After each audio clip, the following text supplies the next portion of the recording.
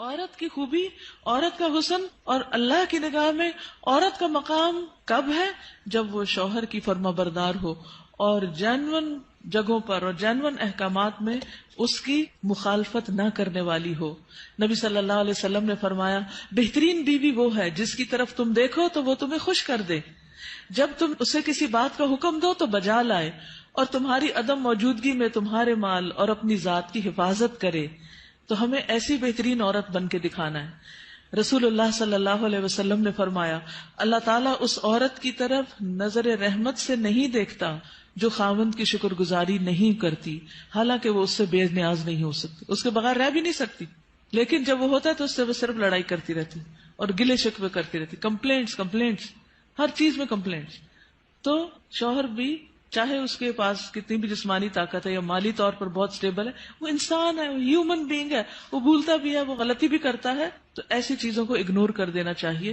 ہمیشہ گنتی کر کے رکھیں کہ اس کے احسانات کتنے ہیں اور اس کی غلطیاں کتنی ہیں، اگر وہ برابر ہوں تو بھی شکر گزار رہیں، اور اگر اس کی نیکیاں یا احسانات زیادہ ہوں اور غلطیاں کم ہوں تو غلطیوں کی بنا پر اس کی ناشکری نہیں کریں۔ تو آپ نے خصوصاً اپنے ہسبینڈس کو تھینک یو بولنا ہے، لکھ لیجئے، اور جو ابھی نہیں بول سکتے وہ آئندہ زندگی کے لیے لکھ لیں، دلوں میں لکھ لیں کہ شوہر کے شکر گزار رہنا ہے۔ اور یہ شکر گزاری آپ کے اپنے اندر اور آپ کے گھر میں اور آپ کے تعلقات میں خوشگواری پیدا کر دے گی۔ آپ دیکھیں گے کہ وہ شاید منتظر ہوں اس بات کے کہ کسی وقت آپ خوش ہو جائیں ان سے، کیونکہ آپ دیکھیں وہ آپ کو خوش کرنے کی کوشش میں لگے رہتے ہیں، اور آپ جب خوش نہیں ہوتے تو بےچارے وہ بھی ناخوش ہو جاتے۔ تو جب آپ خوش ہوں گے تو آپ کو دیکھ کر وہ دگنے خوش ہو جائیں گے، جب وہ دگنے خوش ہوں گے تو آپ تگنی خوش ہو جائیں گے، اور یوں خوشیوں کا سلسلہ بڑھ جائے گا۔ پھر اسی طرح عورت کے اوپر یہ بھی لازم ہے کہ وہ اس طریقے پر رہے کہ شوہر دیکھے تو خوش ہو جائے، یعنی بیوی کا حال حلیہ، اس کا اٹھنا بیٹھنا، بات کرنے کا انداز، معاملہ کرنے کا انداز، یہ شوہر کے لیے ایک اٹریکشن کا باعث ہو۔ یعنی اگر شوہر کو کسی خاص قسم کا لباس پسند ہے تو ایز لانگ ایز وہ شریعت کی حد کے اندر ہے تو عورت کو وہ پہننا چاہیے۔ اگر کہیں جانے کی بات ہے یا گھر کو کسی خاص انداز میں رکھنے، یا کوئی شادی شدہ زندگی میں بہت سارے معاملات باہم ایک دوسرے کے ساتھ مل کے کیے جا رہے ہوتے ہیں، تو ایسی تمام چیزوں میں شوہر کے ساتھ تعاون اور اس کی مدد اور اس کو خوش کرنا جو ہے وہ لازم ہے۔ یعنی اپنی شرم و حیا کی بھی حفاظت کرے، اور گھر پر جو بھی اس کے کسٹڈی میں شوہر کا مال یا راز یا کوئی بھی چیز ہے ان سب کی بھی حفاظت کرنے والی ہو۔ مال کی، گھر کی حفاظت، پیسے ضائع نہ کرے۔ یہ نہیں کہ شوہر کے گھر، شوہر کے مال اور شوہر کی تنخواہ اور شوہر کی پراپرٹی میں سے چھپ چھپا کے میکے والوں کو مت بھیجتی رہے۔ بہت سے فساد اس وجہ سے ہوتے ہیں کہ سسرال کو دینے کے لیے تو نمبر 2 مال ہوتا ہے، اور میکے کو بھجوانے کے لیے پسندیدہ چیز۔ قدرتی بات ہے کہ انسان کی جو اٹیچمنٹ ہوتی ہے وہ ماں باپ سے بہت زیادہ ہوتی ہے، ایک ایسی خیرخواہی ہوتی ہے جس میں دنیا کی کوئی دوسری چیز شریک ہی نہیں ہو سکتی۔ ظاہر ہے جنہوں نے جنم دیا، جنہوں نے پالا پوسا، ان کے ساتھ محبت اور خیرخواہی کیسے نہ ہو، وہ تو ہوگی، لیکن اس کی بھی حدود ہیں، وہ حد سے آگے نہیں بڑھنی چاہیے کہ شوہر کما کے لائے اور ہر وقت عورت شکوہ کرے، پورا ہی نہیں پڑتا، ہوتا ہی نہیں، ہے ہی نہیں، یہ بھی نہیں، وہ بھی نہیں، وہ بھی نہیں، اور پیسے بٹورتی چلی جائے اور ادھر سے چھپ چھپا کے دوسری طرف دیتی چلی جائے۔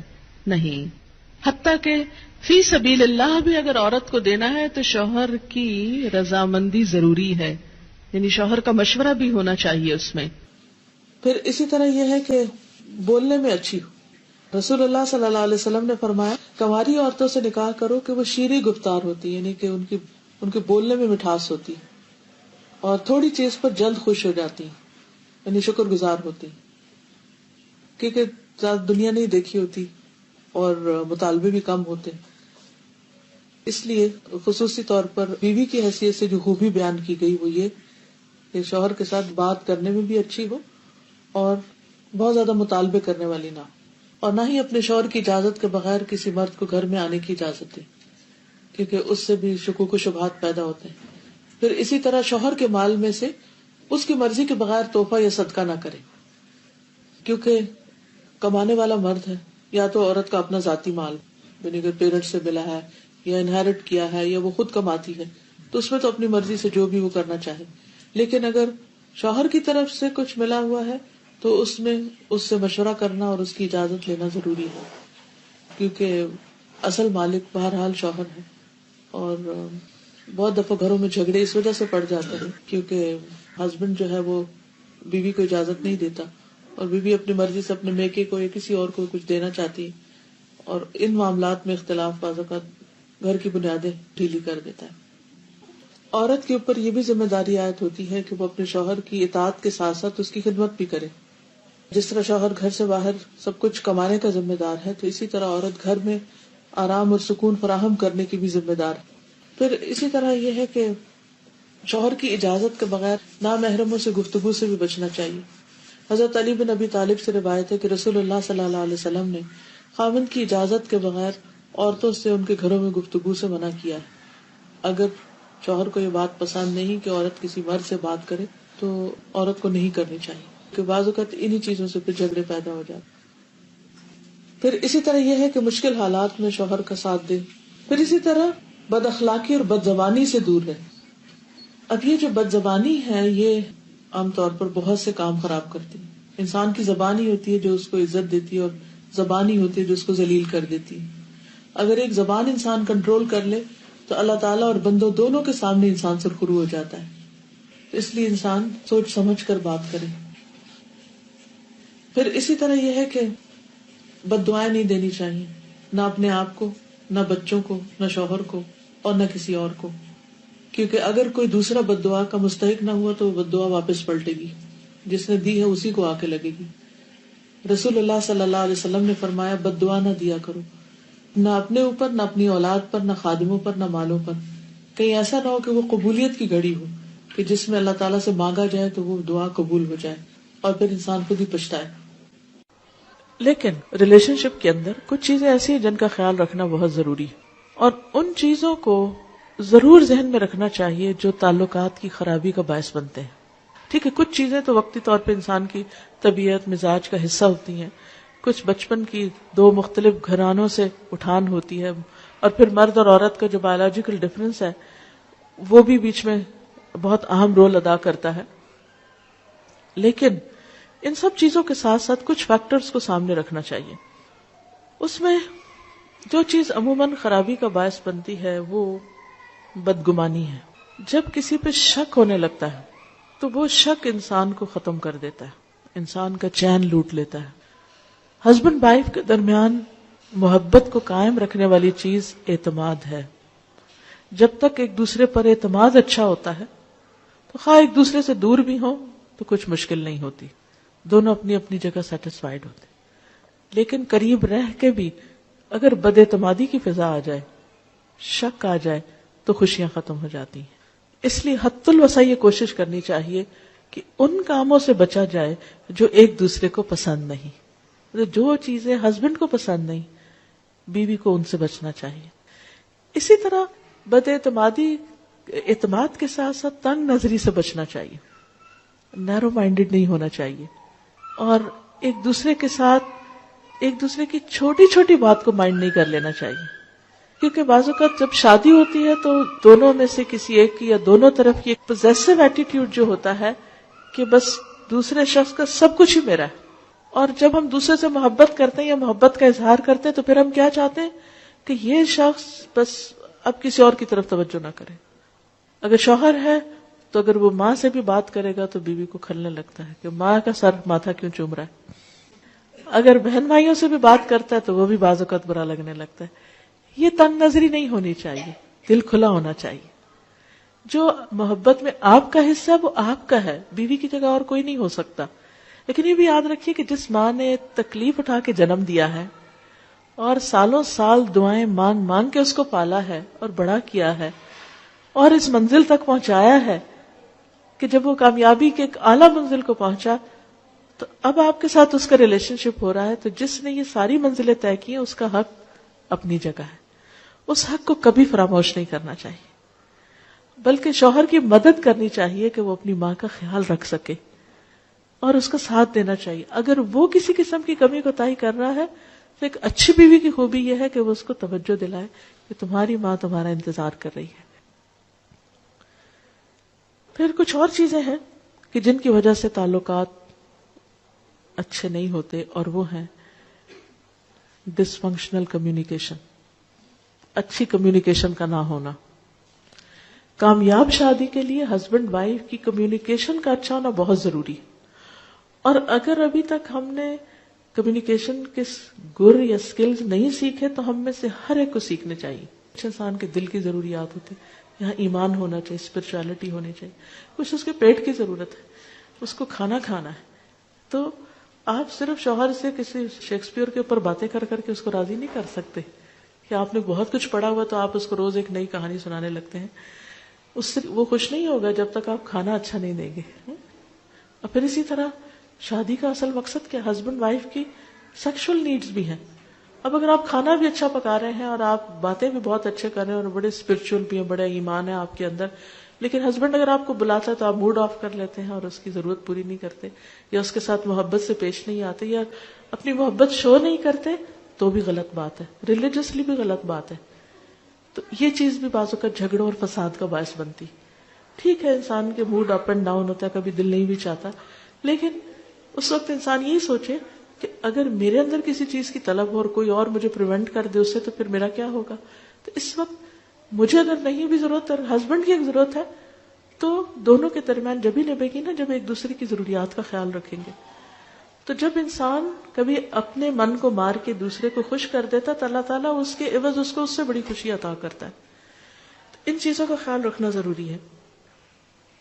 پھر اسی طرح یہ ہے کہ بے تکلف ہو لیکن شاؤٹ نہیں کریں ایک دوسرے پر.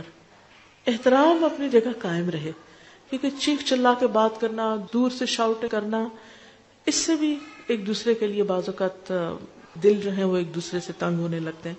پھر ایکیوزنگ بیہیویئر نہ ہو کہ ہر چیز میں آپ تو ہم کو ٹائم ہی نہیں دیتے اور آپ تو بہت ہی مصروف رہتے ہیں اور آپ تو ایسا ہے اور ویسا ہے. جب آپ ایکیوزنگ ٹون میں ہر وقت بات کرتے ہیں تو دوسرا بیزار ہونے لگتا ہے. اچھا میں نے اتنی دفعہ فون کیا، آپ نے اٹھایا ہی نہیں، اور میں نے یہ چیز لانے کو کہی اور آپ لائے نہیں، اور آپ کو تو کبھی یاد ہی نہیں رہتا، اور آپ کے لیے تو بچے کوئی اہمیت ہی نہیں رکھتے، اور آپ کے لیے تو گھر کچھ ہے ہی نہیں، وغیرہ وغیرہ. اس طرح کی جو ایکیوز کرنے والی باتیں ہیں، اعتراض کی اور ہر وقت کمپلینٹس، ٹھیک ہے ان کا بھی زندگی میں ایک پارٹ ہوتا ہے، ہونی چاہیے کبھی، میں نہیں کہتی کہ وہ نہیں ہونی چاہیے، یہ بس تھوڑا حصہ. اگر آپ ایک گراف بنائیں نا تو اس میں اس کا ایک چھوٹا حصہ ہونا چاہیے اور دوسرے کو انڈرسٹینڈ کرنے کا ایک بڑا حصہ ہونا چاہیے. کیونکہ اس سے جب صرف ایک دوسرے کو بلیم کرنے والا ایٹیٹیوڈ ہوتا ہے تو ایک دوسرے سے بیزاری پیدا ہو جاتی ہے. پھر اسی طرح یہ ہے کہ زبان درازی، گالی گلوچ، بدتمیزی، بد اخلاقی، یہ دلوں کو اس طرح پھاڑ دیتے ہیں کہ پھر جوڑنے مشکل ہو جاتے ہیں. اور پھر انسان ایک دفعہ یہ کر لیتا ہے لیکن اس کے بعد اتنا اس کا جیسے ہڈی ایک ٹوٹ جاتی ہے نا تو پھر اس کے درست ہونے میں بڑا ٹائم لگتا ہے. ایسے جب دلوں کو توڑ دیتے ہیں نا ہم تھوڑا سا غصہ ظاہر کر کے تو پھر ان کو درست ہونے میں ایک ٹائم لگتا ہے. اور پھر ہم بعض اوقات 1 منٹ میں توڑتے ہیں، اگلے منٹ میں کہتے ہیں سوری، اور اگلے منٹ میں چاہتے ہیں اب دوسرا شخص بالکل ٹھیک ہو جائے. نہیں، اس کو ٹائم دیں اب حتیٰ کہ وہ اس کی مرہم پٹی ہو چکی ہے. پھر اسی طرح یہ ہے کہ باہر سے اکسانے والے بھی بعض اوقات تعلقات کو خراب کر دیتے ہیں. ہسبینڈ وائف کے درمیان اچھے بھلے تعلقات ہوتے ہیں لیکن کوئی رشتہ دار، کوئی دوست، کوئی ادھر ادھر کے لوگ وہ آ کے ایسی ایسی باتیں کرتے ہیں کہ جس کی وجہ سے ایک محبت بھرا رشتہ جو ہے اس کے اندر رکھنے پڑنے لگتے ہیں. اس بارے میں نبی صلی اللہ علیہ وسلم نے بہت سختی سے فرمایا کہ جس نے شوہر کے خلاف اس کی بیوی کو بدظن کیا، یعنی شوہر کے خلاف اس کی بیوی کے دل میں کوئی ایسی چیز ڈال دی، وہ ہم میں سے نہیں. پھر بات یہ ہو رہی تھی کہ دوسروں کی انٹرفیئرنس ہسبینڈ وائف کے بیچ میں، یہ صرف لڑکی کی ساس کی طرف سے نہیں ہوتی، بعض اوقات لڑکے کی ساس کی طرف سے بھی ہوتی.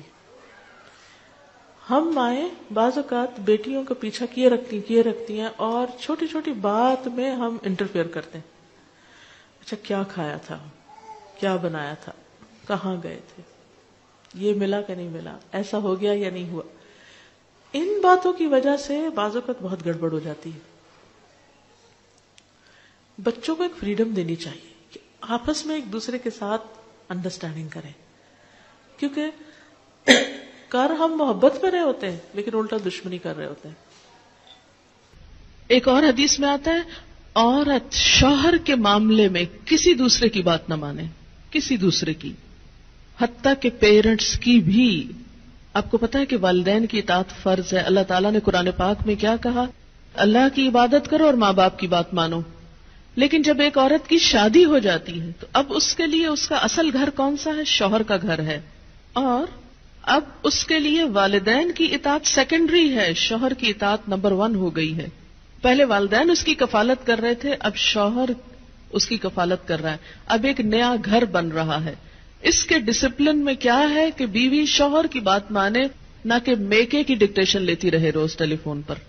ایک دفعہ عورت ہو کے آتی ہے میکے سے تو موڈ بدلا ہوا ہوتا ہے. تو ایسی صورت میں اصل حکم کیا ہے کہ شوہر زیادہ اہم ہے. اب اس کی بات مانی. اور یہ کیوں اتنا سخت ڈسپلن رکھا گیا؟